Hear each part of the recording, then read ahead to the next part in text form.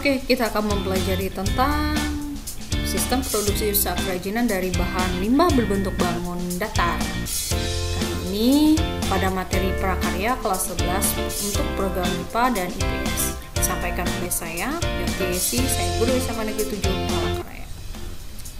Nah, sebelum kita mempelajari materinya lebih dalam lagi, kita perhatikan nih kompetensi dasar dan tujuan pembelajarannya. Nah, kompetensi dasar yang harus dikuasai minimal adalah anak-anak dapat memahami perencanaan, meliputi ide, peluang usaha, sumber daya, misi, dan pemasaran.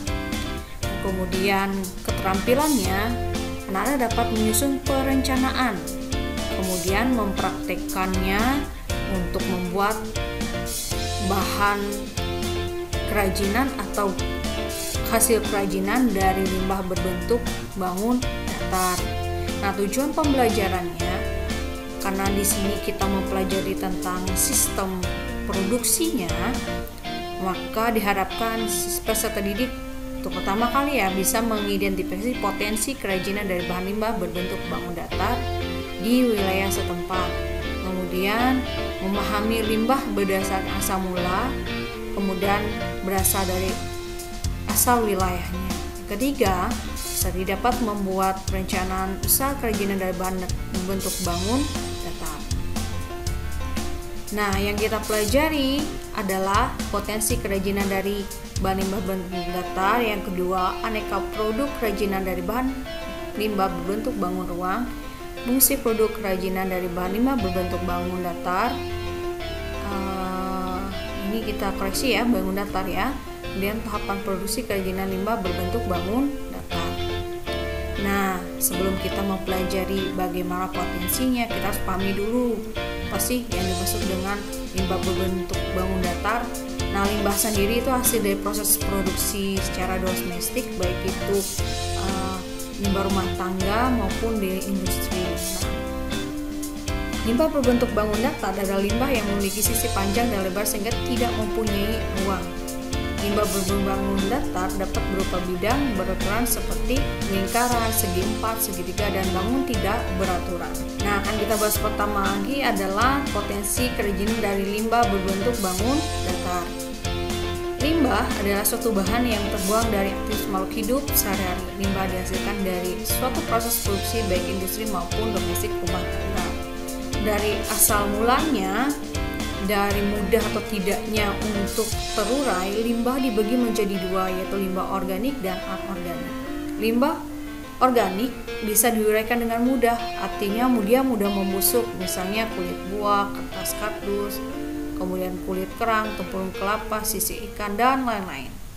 Kalau anorganik, limbah yang sulit atau bahkan sangat sulit terurai, misalkan kaleng bekas, botol plastik, plat dari logam, dan pecahan kaca. Nah, kita akan kembali masih ke limbah berdasarkan wilayahnya.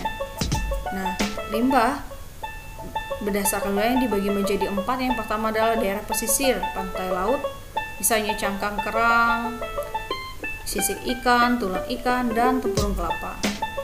Limbah daerah pegunungan, yang kedua ya, kulit buah-buahan yang berstruktur keras seperti salak, durian, kulit petai, dan yang lain-lain. Limbah daerah pertanian, misalkan jerami padi, kulit jagung, bisa juga seperti kulit pelepah daun pisang yang sudah kering, bisa juga daun-daunan kering. Nah, limbah daerah perkotaan, misalnya dari kertas, kardus, plastik, dan pecahan kaca.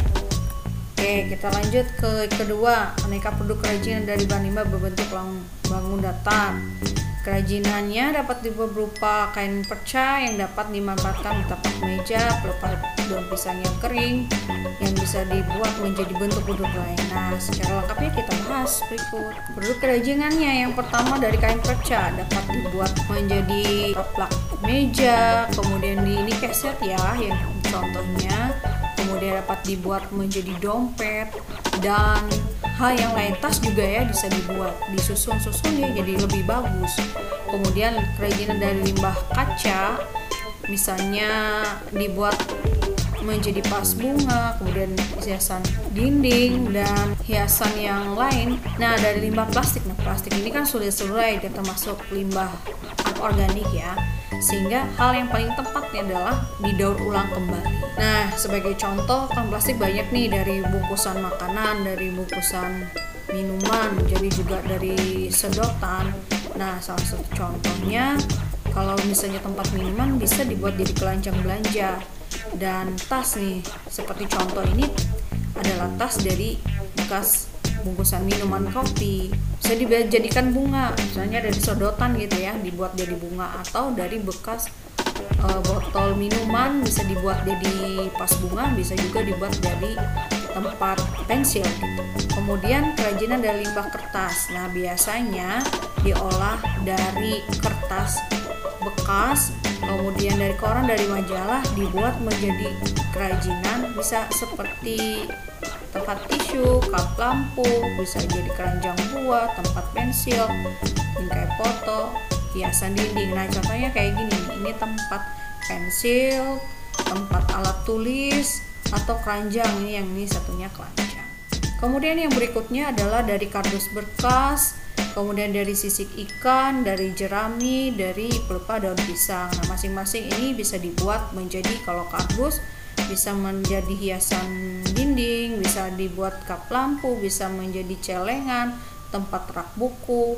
Kemudian kalau limbah sisik ikan, dia bisa dijadikan aksesoris seperti kalung, bros, kemudian cincin, gelang, dan yang lain-lain. Kalau jerami, seperti di contoh di sini, jadi boneka jerami. Kemudian hiasan dinding bisa dibikin sandal, tempat pensil juga. Nah, kalau dari pelepah batang pisang yang kering bisa dibuat nih, di contohnya di gambar ini adalah tempat pensil, kemudian bisa dibuat sendal. Nah, biasanya produknya itu digunakan oleh hotel biasanya ya. Kemudian bingkang foto, bunga pun bisa dibuat dari ini. Kemudian yang berikutnya adalah kerajinan dari gaun kering, limbah kulit jagung, dan cangkang telur. Nah, biasanya kan daun itu jatuh-jatuh gitu aja, tidak dimanfaatkan, bahkan yang paling sering dimanfaatkan sebagai pupuk, dibakar gitu ya. Kalau kita kreatif bisa dibuat menjadi hiasan, dari bunga keringnya juga bisa, atau misalkan bukan dari bunga kering kita olah gitu dengan teknik tertentu, bisa jadi hiasan. Nah, biasanya di daerah pertanian atau perkebunan paling banyak nih kulit jagung. Kulit jagung ini bisa dimanfaatkan untuk kerajinan berupa boneka maupun bunga hias yang sifatnya memperindah. Nah, kalau cangkang telur itu biasanya kan kita ambil dalamnya, kemudian kulitnya dibuang. Untuk beberapa hal tertentu, kalau di praktikum kimia itu dimanfaatkan untuk pengganti kalsium karbonat yang tidak ada di laboratorium. Nah, bisa sebagai pengganti. Tetapi kalau nilai dari estetikanya, bisa dijadikan hiasan. Nah, ini ditempel-tempel. Ini biasanya gabungan dari kardus tadi itu bisa dibikin seperti ini, kemudian ditempel-tempel menggunakan lem, kemudian dibuat menjadi bingkai. Nah, yang sisi-sisinya ini bisa dimanfaatkan, bahkan bisa dijadikan hiasan meja dan pot. Kemudian di bagian ketiga, apa sih fungsi dari produk kerajinan bahan limbah bentuk bangun datar? Nah, kita selain manfaatnya itu tadi untuk mengurangi sampah atau limbah, ini ada manfaatnya yang lain atau fungsi yang lain.